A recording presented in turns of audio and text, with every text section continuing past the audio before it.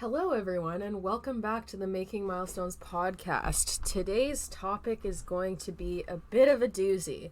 It's going to be one that probably is going to be quite triggering for a lot of people. And by triggering, I mean triggering your anger response at me, probably. So that topic is going to be the fact that the vast majority of horse people love their horses in the wrong way.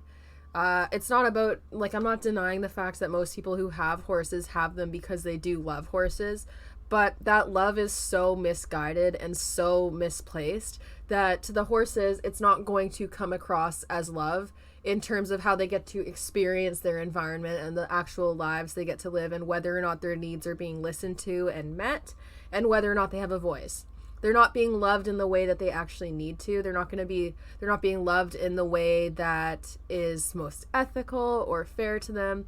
They're being loved in a pretty selfish way, but it's a weird kind of topic and a weird place to be, because the love is not just misguided out of sheer selfishness on the part of the horse owner. It's also due to the indoctrination and the misinformation that is so rampant in the horse world, and we've discussed that in other topics as well.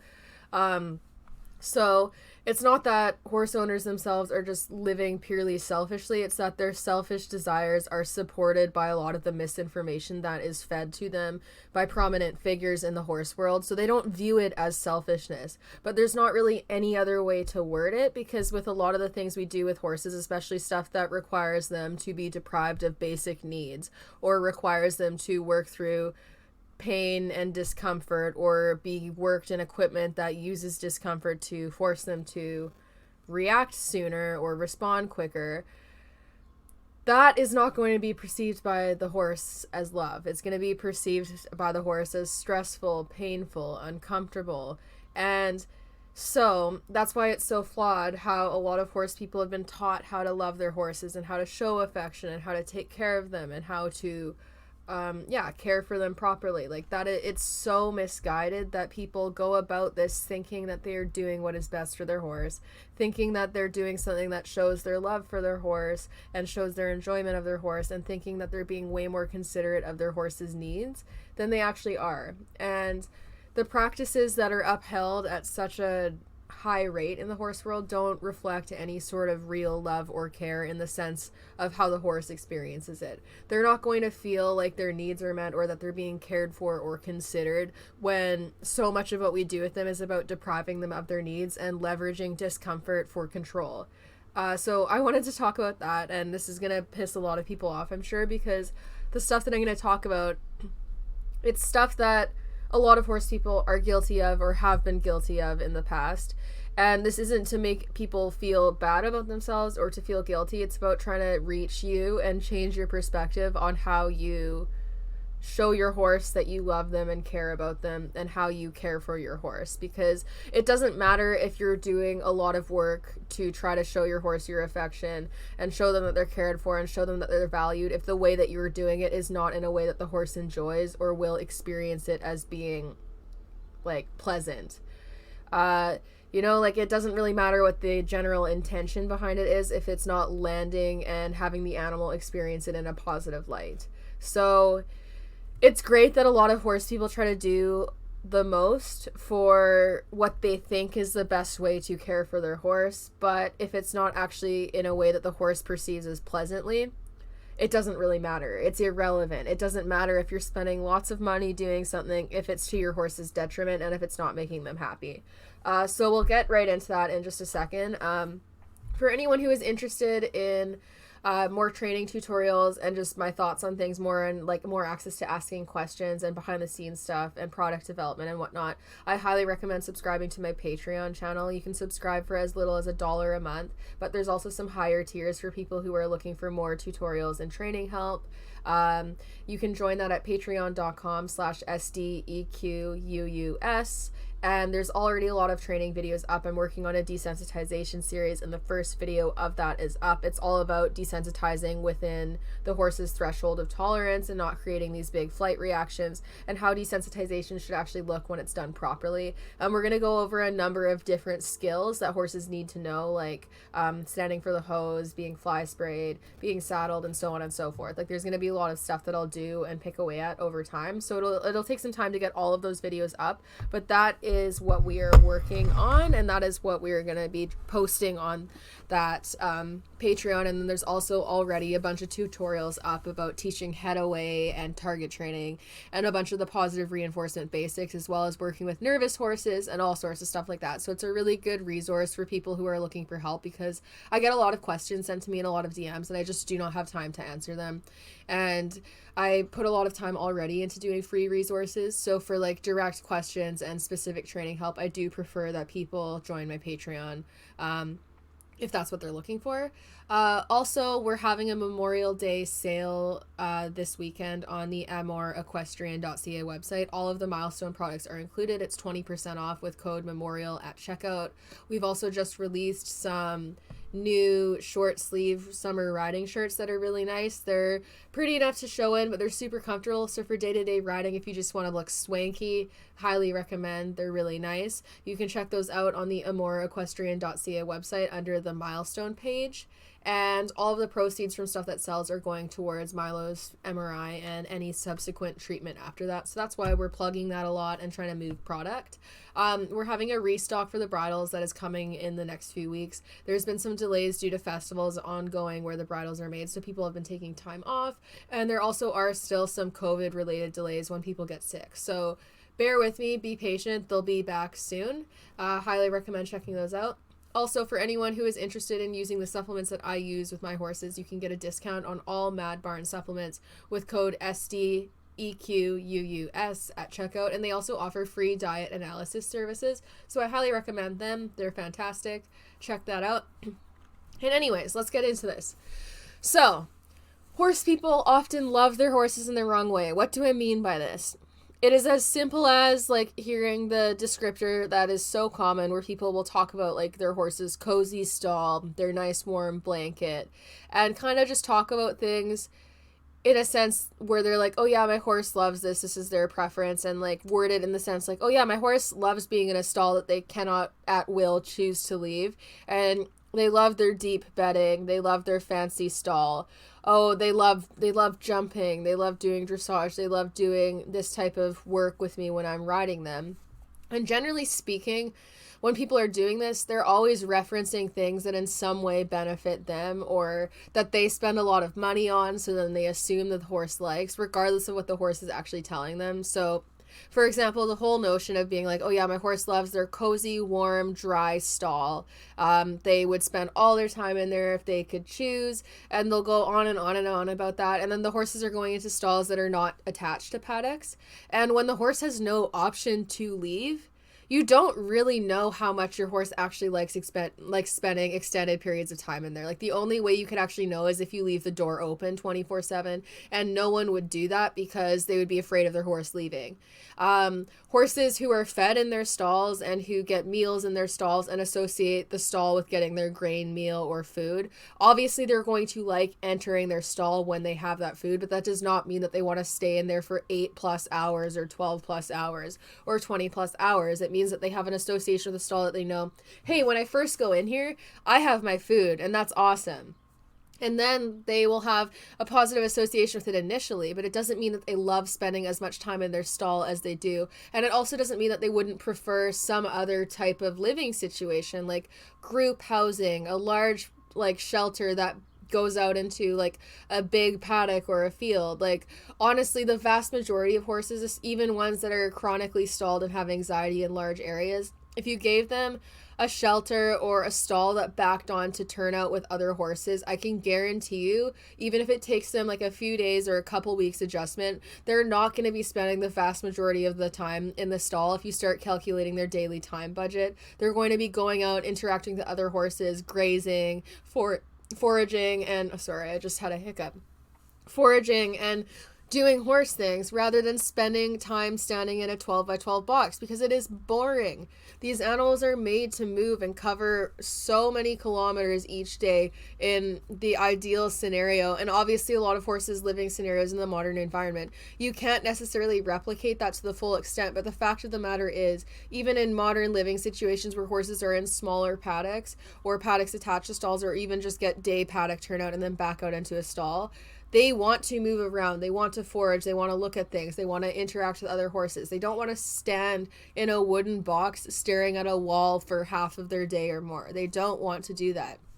And when you're showing love for your horse, that's not the best way to do it. And even all that aside, because some people will literally argue with me that their horse loves their stall so much and prefers to live in it until they're blue in the face. And I still firmly believe that that is a disordered behavior. A horse who genuinely prefers to be in a stall and is afraid of the outdoors and gets stressed outside is only like that because they've been conditioned to be that way. No horse is born being that way. So that is a hill I'll die on regardless of what anyone says. But all of that aside, let's pretend that there is this miracle horse that came out of the womb loving to be in a tiny box.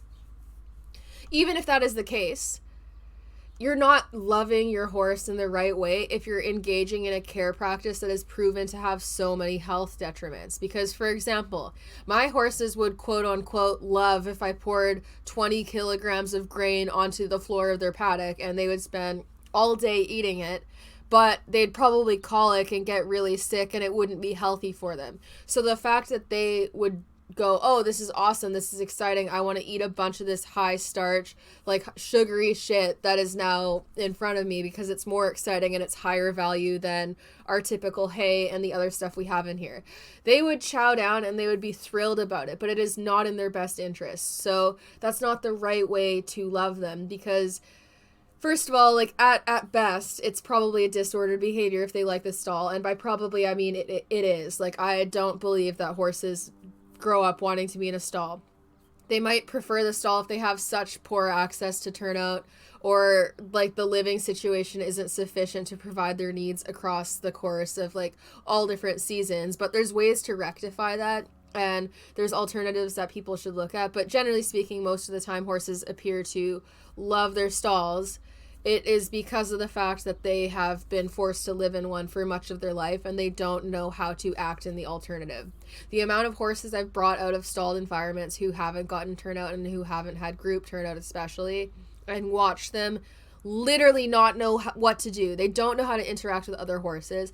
They don't know what to do in the field. Even when there's grass and there's hay and there's stuff they can investigate, they just stand in a corner not knowing what to do because they're like, holy shit, I don't know what's going on. It is sad.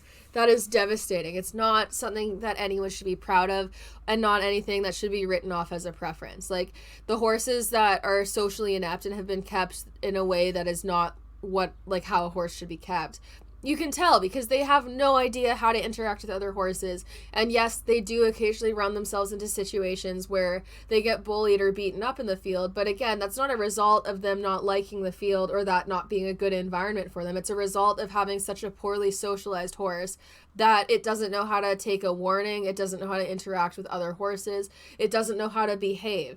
So it inevitably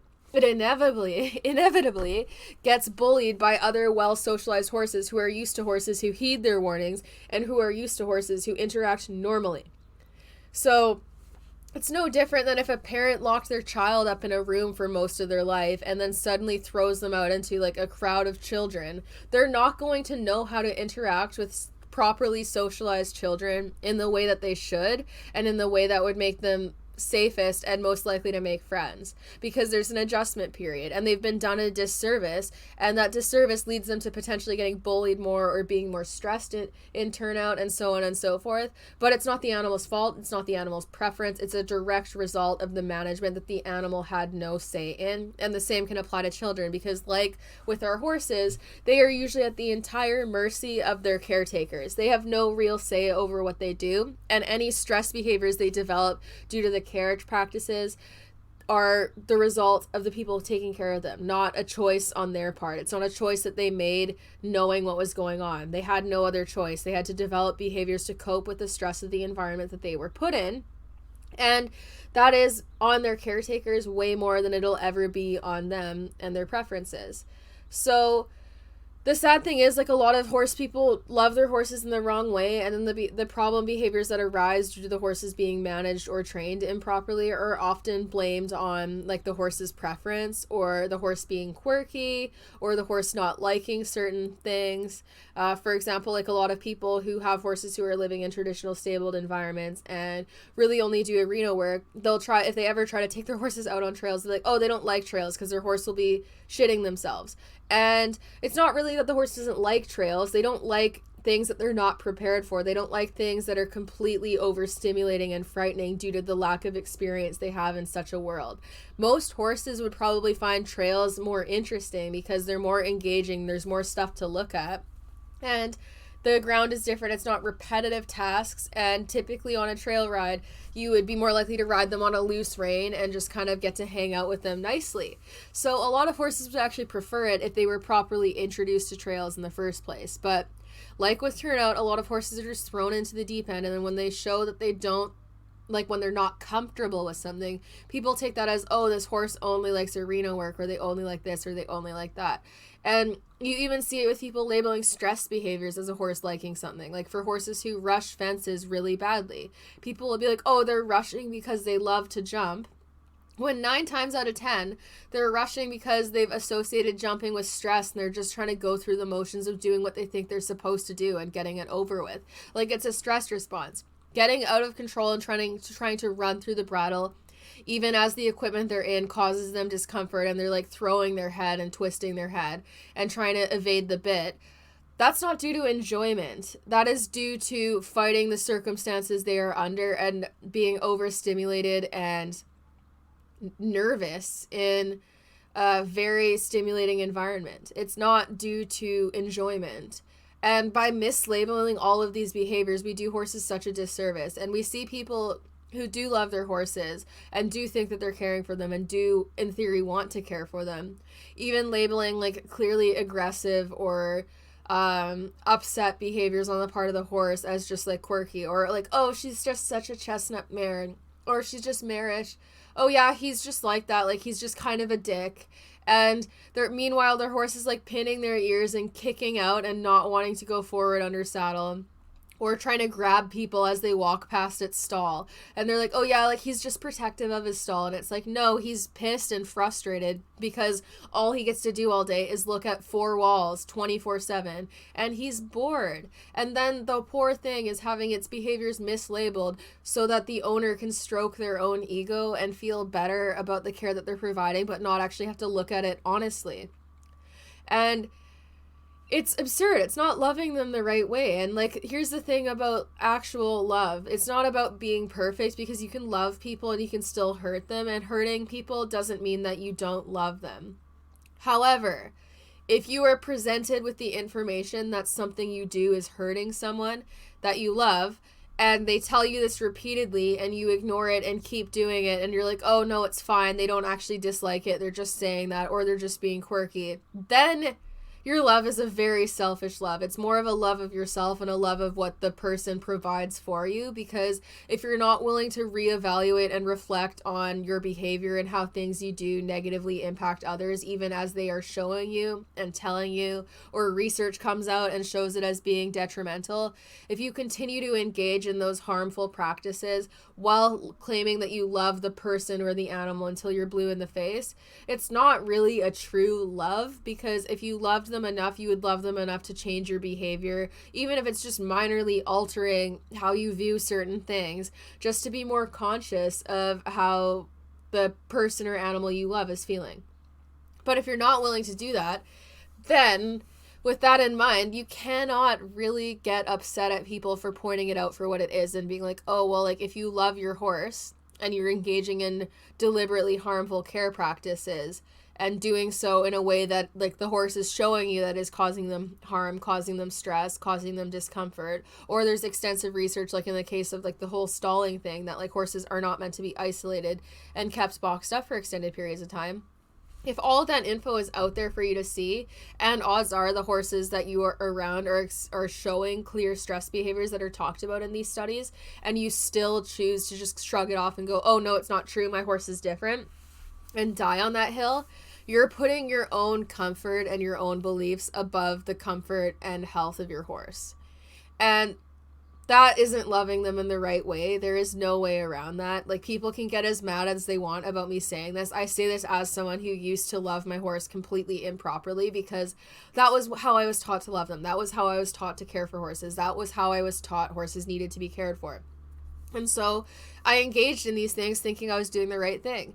But I hit a point where I was like, okay, like I started to notice holes in what I had been taught, holes in the logic and problem behaviors in my horses that seemed to be correlated with very specific things. And then that kind of started to pull the wool away from my eyes and like make me realize what was actually happening. And slowly change started to happen from that. So it's not even about immediate change, but if you're consistently putting energy into upholding a delusion and believing something that has a lot of research against it, or believing something that your horse is deliberately telling you that they do not like, then you're not trying hard enough. It's not about immediate fixing. It's about being honest with yourself and taking in some hard information sometimes to do better by your horse. Because if you want to love and care for them the right way, it's not always going to be about making you comfortable. Sometimes you're going to have to deal with hard things that aren't what you want and are going to be devastating for you to deal with, but are for the best interest of your horse. It's not always going to be stuff that you want. Like with Milo, do you think I want him to be sore? Do you think I want to spend $3,000 on an MRI? No. Is it for his best interest? Yes. Will I make it happen because of that? Yes.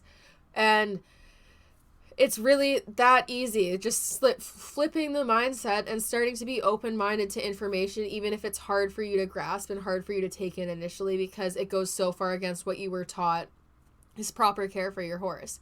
But as it stands, we have so much information that is poking a whole lot of holes in the care and management and training practices we have been told for so many years are totally fine and dandy for horses, and that horses don't care about and that don't bother them. But now we have all this information out there showing us how detrimental these practices are and how there are better ways of doing things. And people are stubbornly putting their own interests above their horses, the horses that they claim to love, when if they all pooled their resources and put their heads together, they could find solutions that would be more fair to their horse and would also kind of meet in the middle, like more of a compromise, and not completely uproot their entire life with their horse. But that actually requires people being self-reflective and holding themselves accountable and realizing that the proper way to love and care for an animal isn't always just going to be about stroking your ego and doing what is easiest for you to comprehend.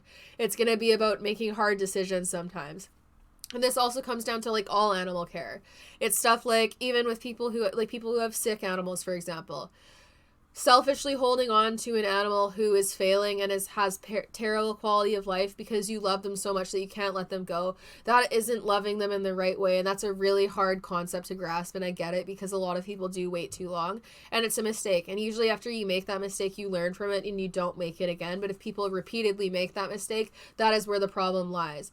It can be hard to make the best decisions for your animal if you're view is clouded by your attachment to that animal and your attachment to what you get to do with that animal and your desire to just keep having them around in whatever capacity.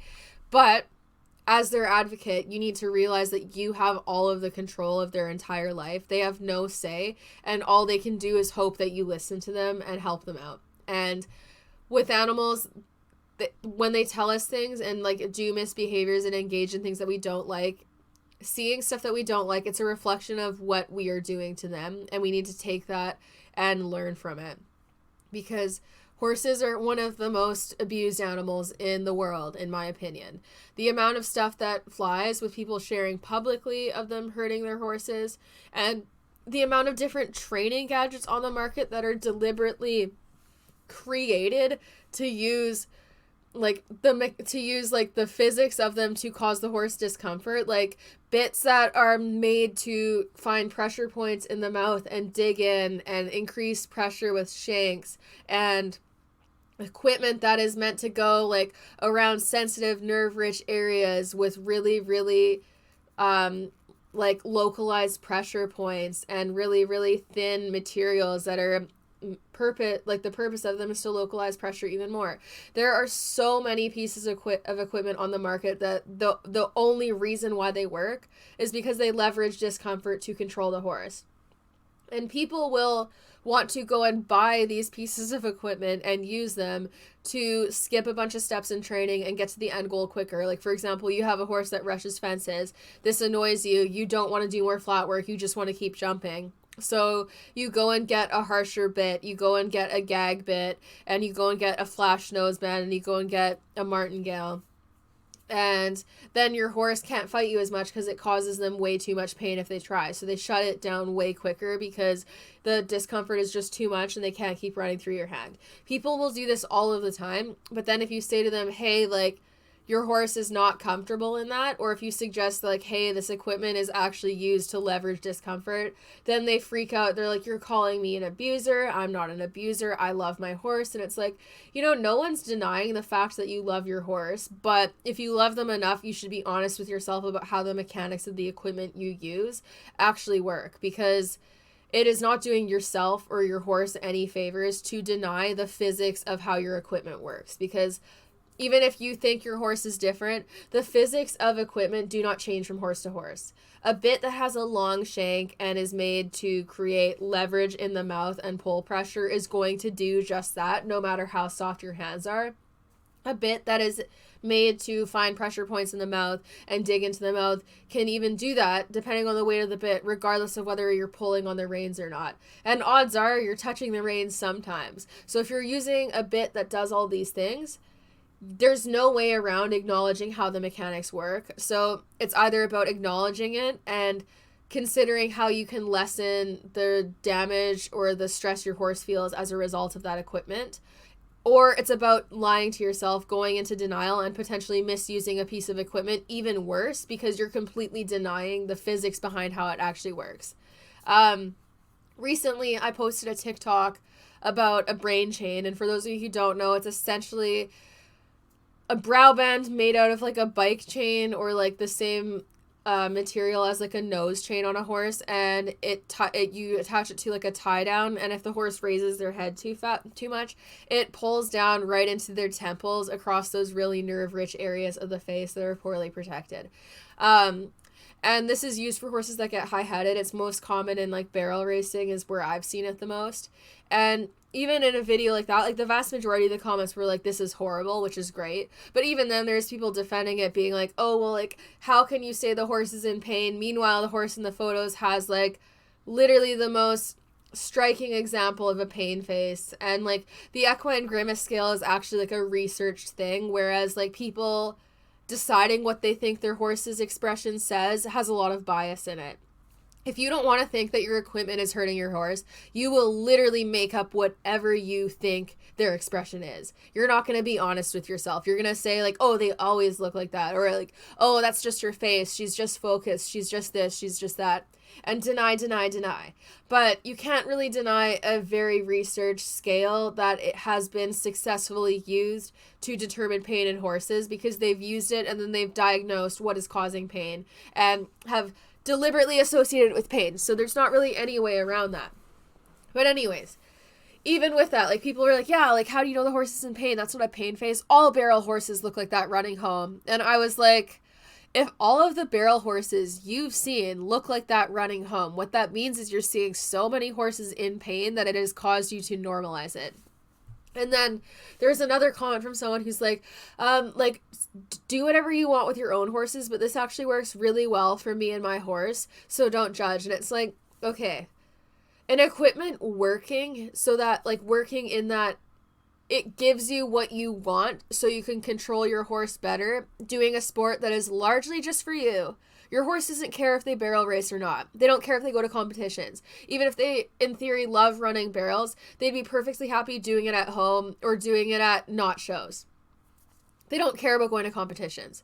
So saying it works for you and your horse, what that is actually saying is saying it works for me in controlling my horse and making them do what I want them to do without them interfering with that as much, and without me having to put as much work in to actually addressing the behaviors I don't like and training them properly, instead of just slapping a band-aid on and using a piece of equipment that causes enough discomfort that they can no longer engage in the behavior. That's what that actually means. If it works for your horse, it would address the stress behavior. Something that works for your horse is actually addressing the anxiety and having your horse learn how to relax in stressful situations. That is something that works for both you and your horse.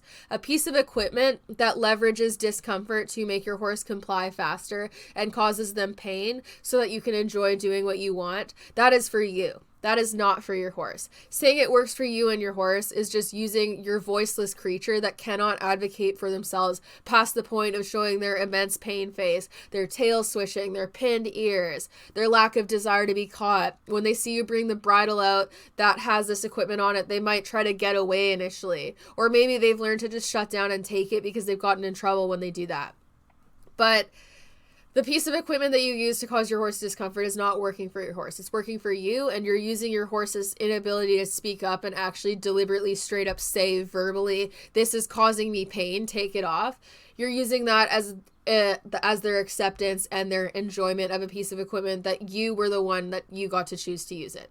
The horse had no say, and they have told you with their expression, their behavior, that it causes them pain, and it has just chosen to be ignored. And this is why people need to start loving their horses in the correct way, because it's so frustrating to see how rampant this is and how many people take the number of horse people willing to use certain types of harsh equipment that cause horses pain. They take that as an indicator of the equipment working, the equipment being ethical, the equipment being fair, the equipment not causing pain, when really all that is an indicator of is how many horse people are brainwashed into being so flippant about using harsh equipment that causes their horse discomfort, all while wanting to say that their horse loves their job and loves being with them. And it's like, if that's the case, they would love it a hell of a lot more if you weren't causing them pain the whole way throughout, just to try to address a behavior that could be fixed through training or fixed by figuring out whatever discomfort, emotional or physical, is causing the horse to engage in the behavior you don't want. But yeah, it's sad. Like the number of people that are willing to deny how things work and how the mechanics of the equipment they use work and how it actually impacts and reacts on the horse, that is used as a reason to be like, this is why this is okay, when really that should all that should be used as is a reason for why the horse world needs to change, because there is such a huge echo chamber, such a huge group of people willing to continue denying harmful practice because they benefit from the use of it and they don't want to do things the quote unquote hard way, which is actually addressing why their horse does certain things. That is just an indicator of how much work we actually have left to do to make the horse world more ethical and fair to the horse. It's not an indicator of the fact that it's not an indicator of these pieces of equipment not being detrimental and not being harmful. It's an indicator of a lot of people are willing to ignore the detriments, lie to themselves, and continue lying to other horse people, clients, at the expense of all the horses involved, rather than considering the fact that there are better ways of doing things. And the most frustrating thing about all of this is a lot of these people actually create their own problems. So it's like a self-fulfilling prophecy because their horse has behavioral issues due to how gagged they are in communication. They're not allowed to communicate how they feel. When they try to say they're uncomfortable, they just get more equipment slapped on or they get punished. They're not allowed to be normal horses. They don't get to interact with horses to the degree that horses should be able to. They don't have enough space to move around. They're chronically bored and understimulated and have way too much energy. And because of that, people justify using stuff like lip chains, nose chains, twisted wire bits, tie downs, and like all that stuff to be like, oh yeah, like my horse is just difficult. And then there's this whole notion that it's like, oh yeah, like my horse is just difficult. You don't get it. You person who has quieter horses than me, you clearly just have easier horses. That obviously has nothing to do with the fact that you've put the work in to actually provide for your horse in a way that has rendered them less stressed than my horse. No, my horse is harder and I'm a better rider, which is why I can use this harsh equipment safely and properly. So I'm just gonna brag about how good my hands are and take this as like a statement of how great of a rider I am, because I can use really harsh equipment without caring, and I can ride through all of these stress behaviors my horse is exemplifying, and I can stay on. And my horse is just so difficult. No one understands me, and anyone who criticizes my equipment clearly has never worked with a horse as difficult as mine. Like, that is the wraparound logic people use. And yet a lot of the behaviors that they don't like and that they discipline and that they use to justify the equipment they use, they never actually fully go away. They keep happening repeatedly. And it's interesting to me because so many people are like, oh, well, like, You have to show a horse who's boss. You have to discipline them. You have to get after them. You can't let them get away with stuff. They're too big for that, blah, blah, blah. And like the people who are doing this, they literally have to do it all the time because their horses are so stressed and pent up that they keep engaging in the unwanted behaviors. They never actually get fully resolved. And even if the singular behavior goes away, a new one develops. Like these horses have chronic issues. Like go into any upper level ring in the warm up, especially like show jumpers and barrel racers, and go and tell me how many of those horses are freaking out and just like losing their marbles in the show ring or the warm up ring. A lot of them. The number of ones you'll see running through the bridle, leaping through the air, kicking out, with their mouths gaping open, having their faces reefed off, like with their pain faces on, like it's going to be a huge portion of them. And it's because of what we enable and because of how many people are enabled and consistently reinforced in their delusions. Like this entire notion that you're a better rider if your horse is worse behaved just because you can stay on it and ride through it, but you're never actually addressing why they're doing things. That is so flawed. And I say this as someone who kind of laid into that because when Milo was really difficult in the beginning, I got the most attention when he was like bucking and always really nervous at shows, and it was like, yeah, you have such a great seat. It's like, yeah, sure I do, but you know it'd be greater if I actually addressed this behavior instead of having it repeatedly happen. And yeah, like it was just like it's used as something to like buffer and like groom your ego and just be like, yeah, like I'm a better rider because I can handle wild horses, even though I'm not actually addressing why they're wild and they just stay that way. The best type of riders are ones that can get wild and dangerous horses and make them quiet and help them out and help them relax. And again, it's not about perfection because horses are individuals. They can react in certain situations, but the degree of stress that we normalize and justify and allow to continue happening is completely unacceptable. And what's even worse is the fact that people use that degree of stress to take on using more and more gadgets that only serve to mask the horse's communication and take away their ability to express their discomfort or express their nervousness and provide a release for that. So these poor horses who are the most difficult or the most stressed as per their owners are the ones that are constantly the most gagged. They're not allowed to communicate. They're constantly shut down. And then these same people want to say that their horse loves their job, and it's like, what incentive do they have to love their job? When they do something you don't like, you put on equipment that will cause them more pain so that you can control them and not have as much of a problem with them. They never get rewarded for doing the right thing. They only get punished for doing the wrong thing. And when you're done working with them, a lot of these horses just go back into a stall or a small individual paddock where they can't properly interact with other horses, and they never get to socialize and actually live a life of their own.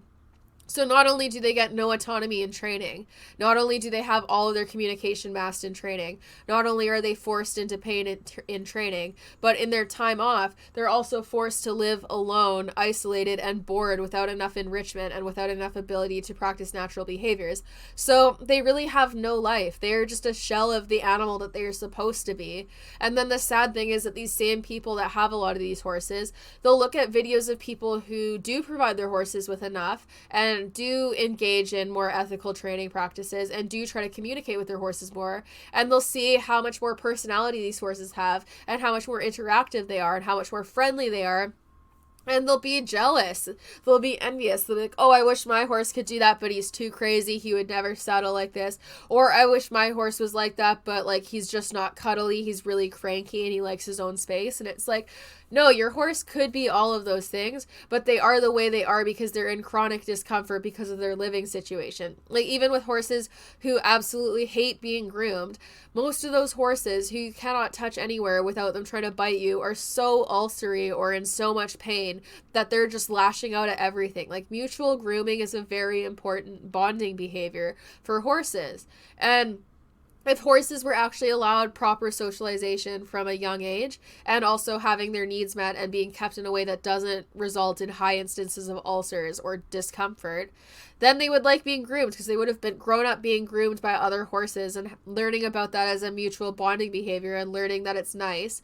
And also if they had owners that were conscious of like when a horse is like, hey, I don't like being touched there, and actually listen, then they'd be less likely to get mad when you touch them anywhere because they would go, hey, I'm listened to when I say I don't like this there. This person actually listens and stops and does it later, or they at least give me some sort of acknowledgement that they are listening to me and that I'm not just going to be forced into a situation where I'm highly uncomfortable and they just keep ignoring me and maybe put a lip chain on or tie my head forward so I can't bite them, but I'll still be mad.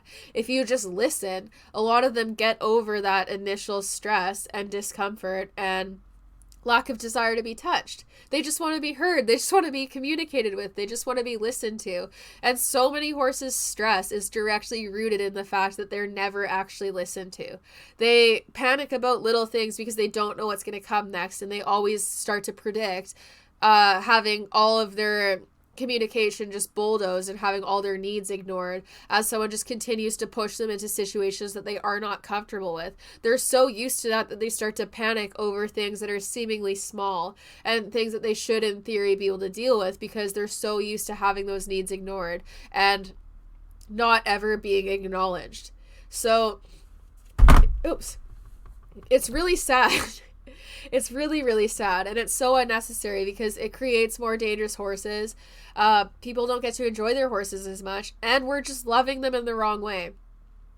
Like, for example, like, my standards have shifted from being, like, okay with my horse blowing up in a warm-up ring at every freaking show to, like, if a horse swishes their tail too many times in a ride when it's not related to flies, that's a flag to me. If a horse doesn't want to be caught to me, that is a huge red flag. Like, if my horses stop wanting to be caught, even client horses, even if they come in not wanting to be caught, I take it highly personally when they don't want to be caught because that is a direct indicator that they find my presence aversive or the presence of people aversive, and they're generalizing that to me since they don't know me.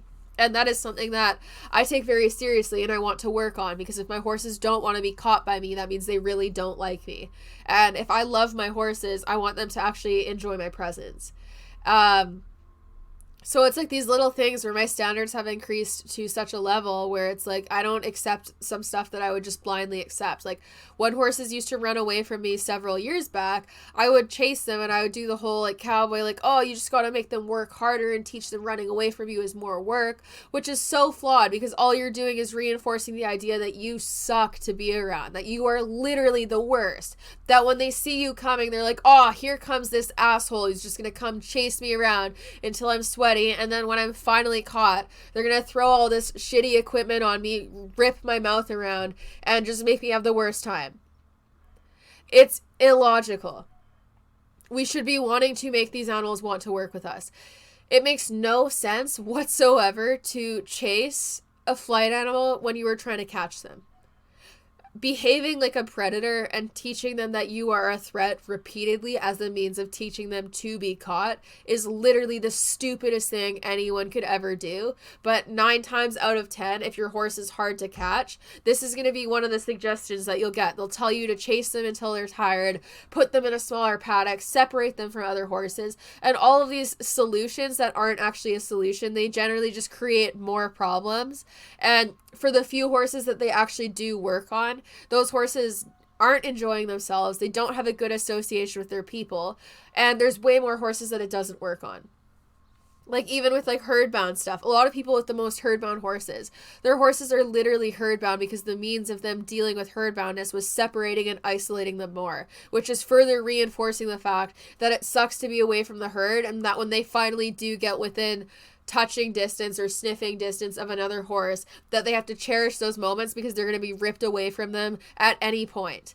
And the people hate the herd-boundness in their horses, but their ways of dealing with it are what create herd-boundness. Like, constantly taking horses away from each other, constantly switching up herds, weaning in really traumatic ways where horses are just pulled away from their moms cold turkey, never to see them again. We do all these things and we normalize it, and no one wants to be criticized for it, and no one wants to consider the detriments of these things. But then they bitch and moan about all of the problems that these forms of training create.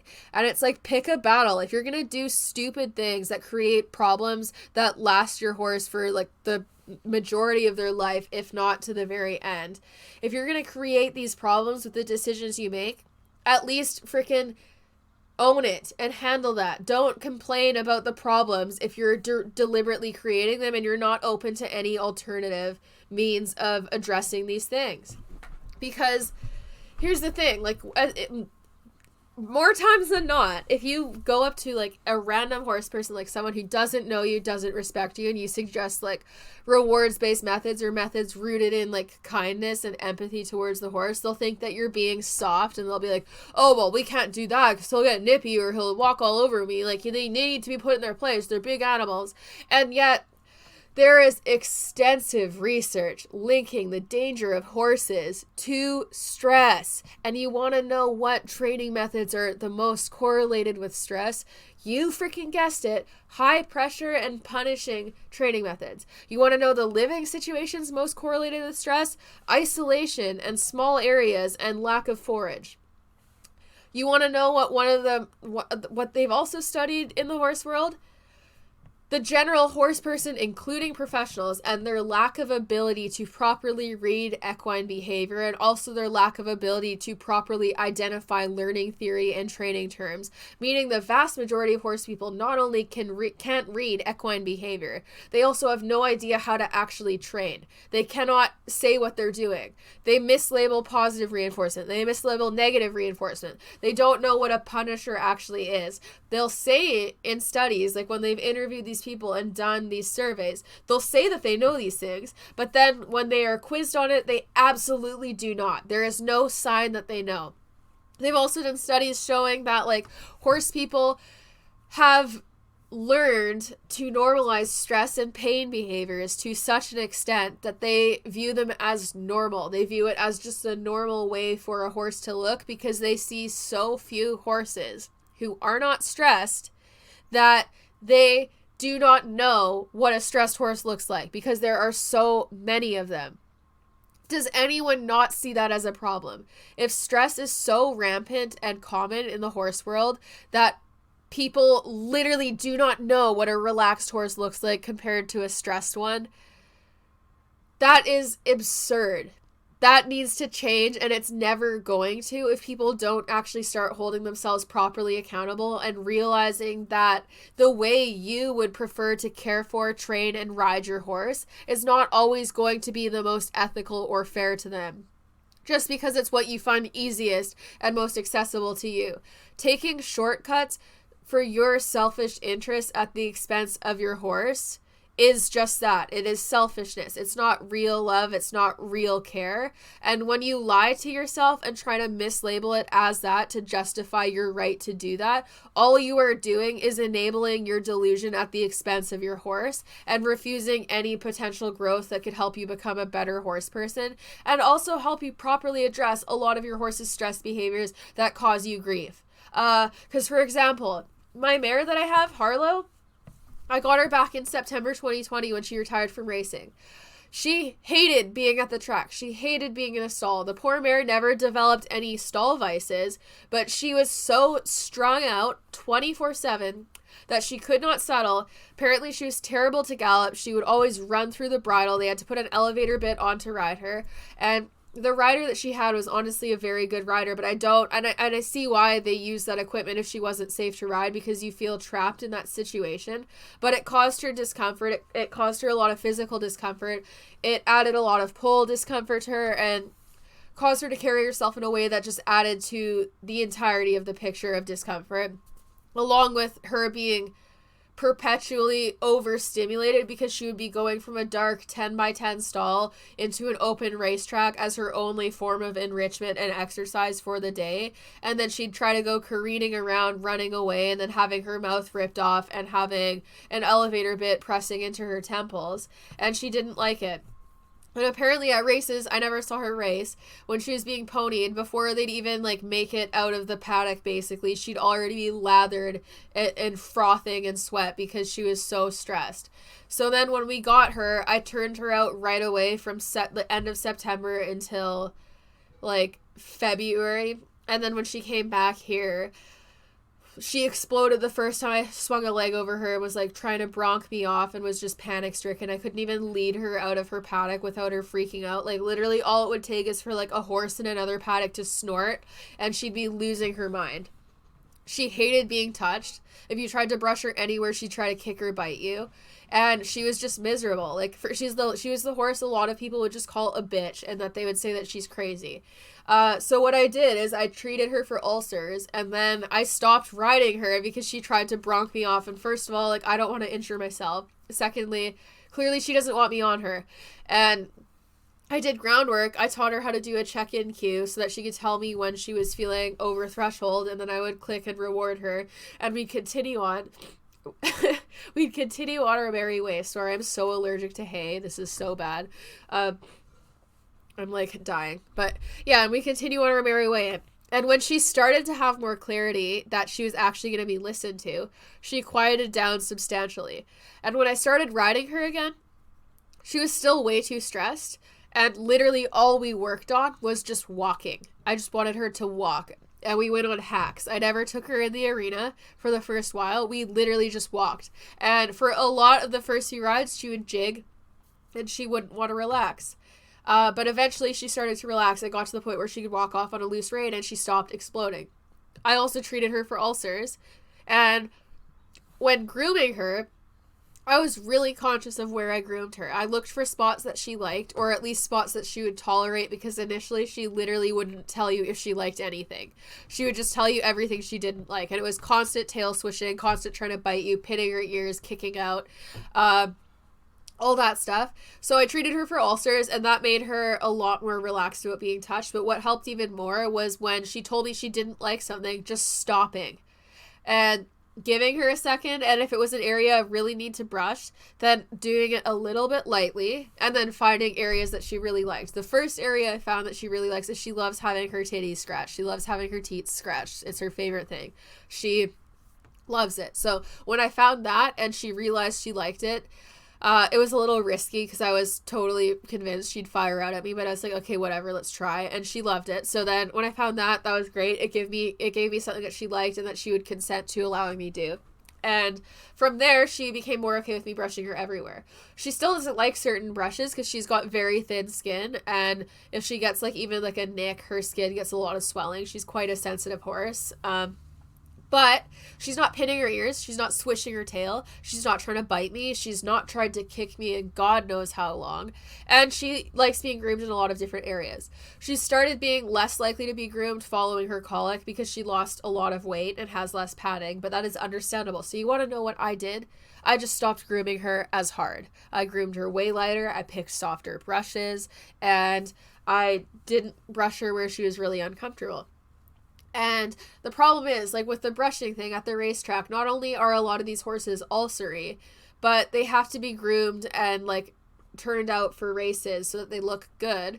And even if they don't like it, they're tied to a wall and they might even be lip chained, and they're just groomed and they're just forced to take it and deal with it no matter how much they protest, because they need to be groomed for it. And this occurs at a lot of barns. It is not just the racetrack, so don't view this as an attack on racing. Literally everyone does this. I've seen hunter jumper barns do this. I've seen western barns do this where they'll like literally kick a horse if they aren't liking being groomed somewhere and they threaten to kick them. Horses will get punished for communicating their discomfort all the time. And then those same horses will get called bad horses and assholes if they suddenly react and don't communicate enough before a big reaction and then just boot someone, and someone will be like, this shitty horse, they didn't even give a warning. And it's like, you literally got mad at them for giving you warnings, and then they stopped, and now you're mad at them for not giving warnings. Pick your fucking battle and stick with it, because you can't get mad at an animal for communicating and then be mad when they don't communicate and when you're just like blindsided by a big reaction because you conditioned them into not communicating, and then when they finally cannot take it anymore, they're just gonna react, man. You've put them over threshold without any signs of communication because you've taught them not to do that. And yeah, like teaching that consent and allowing her that autonomy helped her relax a ton. It helped her completely start to turn around that personality, and now she's become such a consistent, easy to handle horse in so many different situations. There's still things that are definitely triggers for her that we need to work on, especially in busy environments where there's lots of horses around. That's pretty triggering for her, like show environments where she's more nervous, but she's not gone to very many of those, so she still associates with the racetrack and needs more practice. But She's easy to handle, she's dependable, she's really light in the mouth and really soft and really sweet, likes people, will call and nicker to you when she sees you, and genuinely loves coming out to work. Like, she's just a nice horse. And the amount that this horse's eye has softened is absolutely insane. Like, it's to the point where several people now have come from the racetrack and have seen her in her new home. And they don't even recognize her because they're not used to seeing her when her eyes are not literally bugging out of her head. And I found one of the photos of her from the racetrack and compared it to one of her just chilling during target training with me the other day, and like, she literally doesn't look like the same horse because she is so much less stressed. Like, her eye is completely different. And even just looking back at how difficult she was to deal with in the beginning, like, in all honesty, I did not like her in the beginning because she was a pain in the ass. Like, I felt sorry for her. I was sympathetic of how stressed she was, but it was really frustrating to deal with because it made her very hard to manage, even for like normal day-to-day things that just needed to happen. And yeah, I didn't like her. I just wanted to get her like settled, and then I was planning on like just selling her and getting her out of my barn once she was at the point where she could find a new home. But then when she started to change, I really liked her because I was like, wow, like, so much of this mare's bad qualities are only like the direct result of how she was treated and cared for, and she did not know how to interact with people happily, nicely, or safely because she hadn't ever been allowed that opportunity to the extent that she should have been able to. So much of her communication was gagged, so much of her behavior was gagged, and even just being like locked in a stall or a small paddock for as long as she didn't cope with it well at all. Like, the poor mare was born in Ireland, so I can only imagine what she actually grew up being out on, because I bet she was out with a lot of other horses until she hit like 2 years old. And even in Europe, they don't do their races a lot the same way as we do, as from what I've heard at least. They don't stable their horses full-time at the racetrack. So for the one race she did run in Ireland before coming here, she probably went to the track and then came back home where she's comfortable. Then she came here, and she had to start living at the racetrack. She came to California first and be stable all the time. And that type of adjustment would be really hard, especially for a horse who would have likely grown up being around other horses and actually getting to grow up in a social herd setting and learn how to be a horse. So it's no wonder she got as stressed as she did, and it's no wonder she took the route of being mean, because she'd never been listened to. She had no incentive to like people or want to be kind to them or to trust them enough to just let something happen even if she didn't like what was happening. She had no incentive. She'd been punished, she'd been gagged, she'd been told not to communicate. And she was also just exceptionally frustrated with her environment. And this is the story for so many different horses. And it's really sad. Like, right now, as we speak, I'm looking out my window as I record this, and I can see Pistachio and Banksy laying down in the shelter, and I can see Harlow and her friend Pitch in the field laying down spooning together because they are relaxed. And they're always relaxed. Like, I would be devastated, and like, it would be an immediate thing that I would want to address if any of my horses started cribbing, weaving, or displaying the stress behaviors that are so common in stable environments, or stopped wanting to be caught, started trying to kick me when I'm brushing them, or started trying to bite me when I'm doing up the girth. All of these things are things that I just wouldn't accept. And it's not that I wouldn't accept them in that I'd be like, oh, bad horse, you need to be punished. It would be like, no, I'm not going to accept this in that, like, I don't want to work with and ride a horse that hates my presence this much. I want them to actually enjoy their job.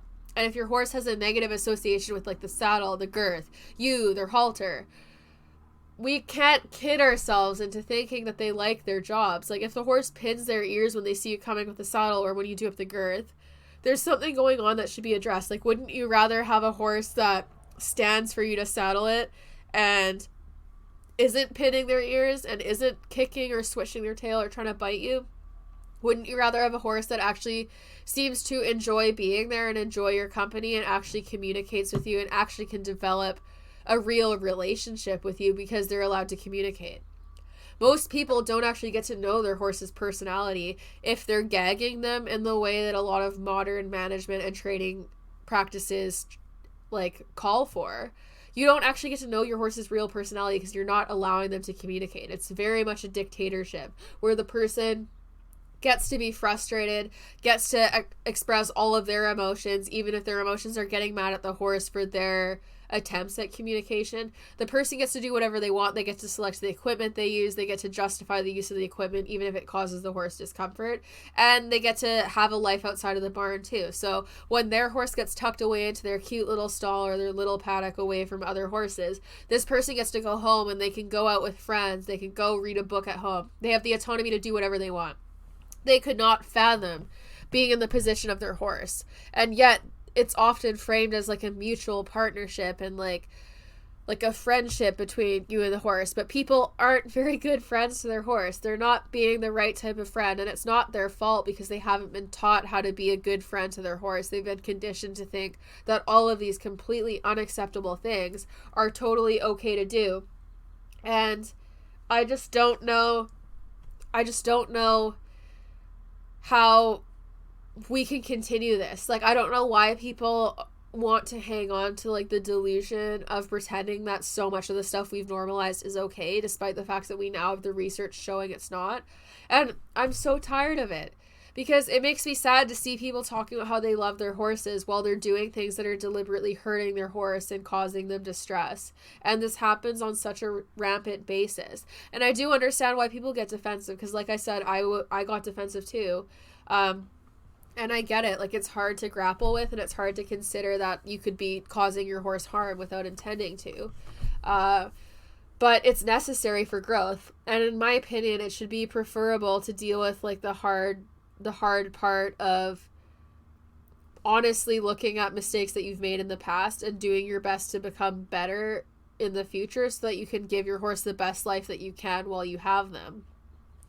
I don't understand why so many people would prefer to continue engaging in stuff they've always done to the detriment of their horse while being in denial of so much information that could actually make their horse easier to deal with and help them enjoy their time more with their horse than they would just kind of reflecting and even just considering trying new things. Because the vast majority of people who shit all over science-based training methods and the idea of 24/7 turnout and group turnout and positive reinforcement have never actually appropriately tried it. They literally just think it's shoveling treats into your horse's mouth or throwing your $500,000 show horse out into a 100-acre field and then being like, see ya, I'm never gonna come back. Like, you're on your own now, good luck. There's no shelter, there's no water other than a swamp, and you just get to fend for yourself now. And they take like their judgment of those things that are good for the horses to such an extreme that they're basically like, oh, well, like, you can't put like a show horse just out in the middle of nowhere and like not care for them. Like, field horses aren't being properly cared for. And there's like this such a weird dissonance where it's like the idea that a horse kept in like a warm, dry barn in a stall is better cared for than one living outside when you can check on them just as often. And when they're less likely to colic or get cast or have all of these issues that are the top contributors for equine mortality, colic namely, they deny and they discredit these practices that have way more positives proven to be correlated with them than the practices that they use themselves, which I find so weird. Like, the criticism against positive reinforcement for potentially making horses nippy or aggressive is ironic because the most aggressive horses I've ever worked with consistently are ones that are from traditional programs. I've yet to meet a single horse that has ever been trained with positive reinforcement, like actually trained using positive reinforcement, not just shoveled treats by hand for no reason, that is aggressive. All of the horses that are the most dangerous, difficult, and hard to manage are the ones that are stable 24/7 or close to it. And the ones that are trained using methods that gag their communication and teach them to mask behaviors and are all about addressing the symptom of the problem rather than the emotion that resulted in that behavior existing. So the horses are dangerous because they're always walked in like a lip chain or a nose chain to keep them from reacting. But then when you take that off, they're still terrified, and even when it's on, they're still reacting. Like, the emotion is still there. It's never actually addressed. These are the horses that are the most likely to bite you, kick you, hurt you. And this holds up in study. Like, they've studied this. And it's interesting to me because the people that criticize the idea of more holistic horse training and care methods are the ones that you see the highest instance of what they are accusing other people of causing problems for. like the biting, the aggression, the horses who are pushy and don't quote unquote respect their owners. They use all of these excuses to discredit the other side when really those excuses are way more applicable to them statistically. And it's just such a dissonance. So this is a really long-winded way of saying that if you really want to love your horse, and if you really love your horse, you need to start loving them in the way that your horse actually needs. You can't love your horse like a person. You can't love your horse like you have been taught by someone who has completely denied science teaches you to love a horse. You have to love your horse how they are actually meant to be cared for and loved, and how we know works for them mentally and physically. That is the way you can show your horse love and affection and make them feel heard and appreciated. Making it so that it's one-sided communication and that you're always the only person who gets any say in the relationship, that's not fair. That's not the proper wholesome love that you could offer for your horse. And the best part about becoming more considerate of your horse and opening the doors for more communication is that your horse is going to become easier to handle. I've gotten hurt way less since I started adopting more ethical practices, and I've started doing things now that I made fun of not that long ago. But I've gotten hurt less. My horses like me more. They're better behaved. They're way happier. And I'm able to address problem behaviors way quicker. And the problems that I do run into and that I become frustrated with are so small compared to what other people are struggling with their horses. Like, for example, my big struggle the other day was just like, oh, I wish that I could ride Harlow more because she like colicked recently, but then she did like this awesome target training session with me where she was really involved and actually wanted to be there, and then wanted to still come out a second time. So it's like, great, my horse wants to come out so badly that when she sees me come out of my door, she's already yelling at me and waiting in the corner of her paddock for me to come get her. And that's special. So I might not be jumping 1.20 meters or going to the Olympics with her yet or ever, but like, she's a happier horse than so many of the horses at those levels. So like, at what point are we going to value like the happiness of the horse and how the horse actually feels about something as a better qualifier for the ethicality of their owner, rider, or trainer, and what type of horse person that person is? At what point are we going to hold the horse's opinion above like what we view as status symbols? Because horses do not give a shit about going to the Olympics. They don't care about Grand Prix. They don't care about going to big shows. They don't care about winning ribbons. That is all us projecting our status and our societal views onto horses. And when we're talking about good horse people, the only qualifier for that should be actually being a good horse person, meaning being good to the horses and handling horses in a way that is most fair to the horse and training them in a way that is most fair to the horse. So it shouldn't have as much to do with status that is only valued by people. It should be way more to do with the fact that the horses are happy and that the training is fair to the horse. Because honestly, a lot of people at the upper levels of the sport that are the most respected get there because they can afford to be there. It's not necessarily that there's so much better horse people than everyone else. I know a lot of good horse people who practice science-based training methods that are excellent riders and could go jumping around large courses. They just can't afford to be at those levels, and they don't want to be there if they have to do what everyone else is doing to get there, if that makes sense.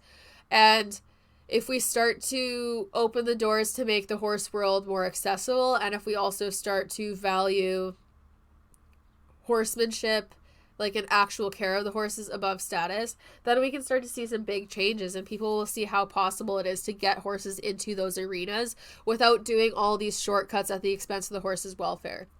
So here's to encouraging you to consider loving your horse how they need to be loved. It's not always going to be easy. Sometimes it might inconvenience you, and by sometimes I might mean often, because horses are accident prone. But it's necessary. And it's not about completely uprooting your life and uprooting your care and everything as you know it, but it's about being conscious, self-aware, and holding yourself accountable enough that you're not going to deliberately engage in cognitive dissonance to justify you choosing to do things that may in theory be easier for you and less work for you because they don't require you adopting a new mindset, but negatively impact your horse. If you truly love your horse and don't want to cause them harm and you want what is best for them, then it is time to start becoming open to practices that are about modernizing the horse world and about addressing clear issues in the horse world that have existed for a long time and have been normalized for a long time. And now that we know better, we can do better. But you cannot do better if you refuse to know better and if you deny and deny and deny factual information. It is freeing to accept and hold yourself accountable. And it's also not about doing everything perfectly. It's about being aware enough to try to make the adaptations that you can to better your horse in the situation that you have to offer them. So I encourage everyone to love your horse the way that they actually need to be loved, the way that they're meant to be loved and cared for as a species, and be considerate of the equipment that you use on them, because there's a lot of stuff on the market that is completely unethical, and the fact that it's on the market and that people buy it does not make it ethical. It just means that there's a market for it, and enough people are willing to shrug it off and ignore how the equipment works that they don't care. Same with management practices. Enough people are willing to ignore the statistics surrounding problematic management practices and attribute their horses' problem behaviors to other causes and ignore the elephant in the room. But that doesn't make it true. It just means that a lot of people are in denial, and there's so many studies reflecting this dissonance in horse owners and their lack of ability to actually appropriately label and justify horse behaviors and understand training in general. There's a huge problem with that in the horse world, and it requires all of us holding ourselves more accountable and being willing to share information and not wanting to silence information that makes us nervous or that is hard for us to take in. It requires all of us to kind of want to do better and to demand better, because we can do better and we'll be able to enjoy our horses more and we'll be able to do more with them if we do these things. I can promise you all of that. So anyways, here's to that. Thank you for listening to this. I'm going to take a break from podcasting next week unless I come with a really good topic, and then the next podcast we'll post after this will be the Mad Barn one on forage replacements. For whatever reason, the grass is like really stuffing up my nose right now, so I'm going to mosey. But yeah, check out the Memorial Day sale on amoreequestrian.ca, AMORE equestrian.ca. My stuff is on the milestone pages. I just added a new base layer color and some really lovely new summer riding shirts that you can check out, and you can get 20% off this weekend only with code MEMORIAL at checkout. So I highly recommend checking that out, and I thank everyone for listening to this, and apologize if anything I said struck a chord with you, but I encourage everyone to just start kind of reevaluating how we view the horse world, because all of us have been brainwashed to a degree, and changing that and helping young up-and-coming riders do better requires all of our dedication to doing better and us being honest with ourselves about how far misled we have been, because a lot of us have been, and it's not been our fault. We've been taught by people we trusted and we believed them. So it's understandable, but that's not a reason to continue engaging in it when we know better now and that we can do better now. So here's to doing better and loving your horse the way that they actually need to be loved, rather than just the way that is most convenient for us and doesn't require us to question any of our old biases or any problems. It's been a journey for me. It's required a lot of self-reflection. It's been really, really difficult. And it's a continued learning journey, because new information might come out. And if new information comes out that says horses hate turnout, put them all in stalls, then okay, I'll eat my words at that point. But until then, I have no reason to believe that. And I might as well do where the information is pointing and take that into account for the best interest of my horses. So I encourage everyone to do the same and just kind of reevaluate how you show your love for your horse and whether or not it's actually the way that they need to be shown and actually the way that they feel cared for, listened to, and loved. So anyways, have a great day and enjoy your horses, and here's to loving and caring for them the right way.